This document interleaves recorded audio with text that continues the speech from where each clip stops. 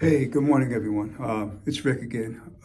So listen, I was trying to figure out, what would be a good topic and what would be a good series of topics. So today I want to talk about decision making and the ramifications of those decisions. I've made a lot of decisions in my life, some good ones, some bad ones, and some worked out and some didn't. But at the time, you can only go on what you best know when that time comes. And I decided real early that I was the marrying type. I didn't like being a playboy type, so I got married. Um, I met the most wonderful woman in the world, and we raised three sons. Um, I wanted them to have a better chance. It's always weird, right? Because when I grew up, my dad was like, get good grades, get good grades, but to what end? Get good grades to what end? So then you graduate high school, and your grades are decent. Mine were decent. I could have been better, but again, I was in Boston Public Schools, and I chose to chase the girls because I was a young man, and that's I was smart enough. I just didn't have the work ethic. Um, but I wanted to make sure that my kids didn't have that issue. I knew they were going to do that, so I sent my twins to Catholic Memorial High School, all boys school. All they could talk about was academics and athletics. Um, just to keep those girls out of the thing. Not that there's anything wrong with girls. I just know how young men are because I was one, and I'm still young at heart. But it was very important to me that I make the right decisions for my kids, not for me, but for them. So, I grew up in Dorchester, and I tried to send my kids to Metco, and that didn't work out. I signed them up a little bit too late.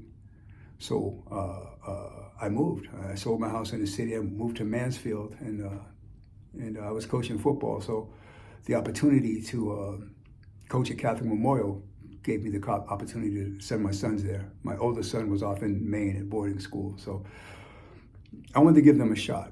At the end of the day, everybody deserves a shot. If you can afford to give your kids a shot, give them a shot. I noticed something early on when I got on the fire department in 1985.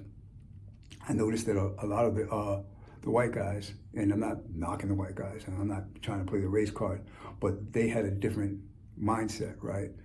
These guys have pickup trucks, and they might have a little cabin up in Maine that the family shared or whatever the case was.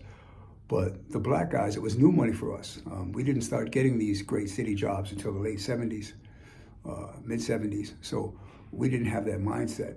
And we were letting our kids go to subpar high schools, and we stayed in the city because it was a familiarity thing. And I learned.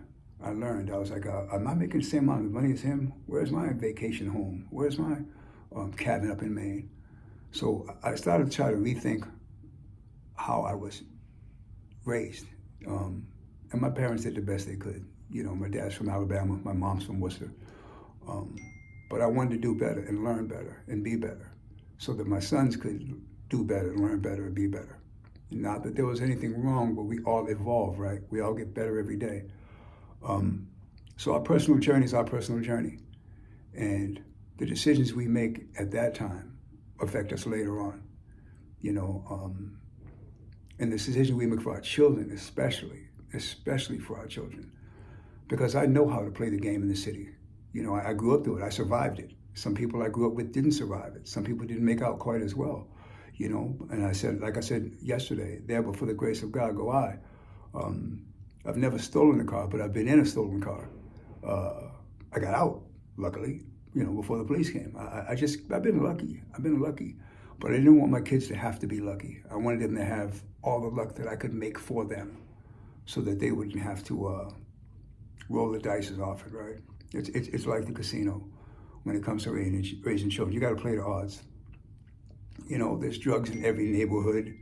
There's danger in every neighborhood, but there's less over here. There's drugs here, but they don't shoot you for them over here. But this one's a little safer. Can I walk to the street? How's my commute? What's it like being a 15-year-old boy in your neighborhood? What's it like being a 14-year-old girl in your neighborhood? What's that like? I know it's safe for you. I'm a OG. I'm an old head. No one messes with me. I'm old. I look like I know somebody, which I don't know anybody.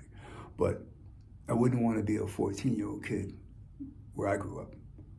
So the decisions we make, affect us and affects our family for generations. We need to be more careful.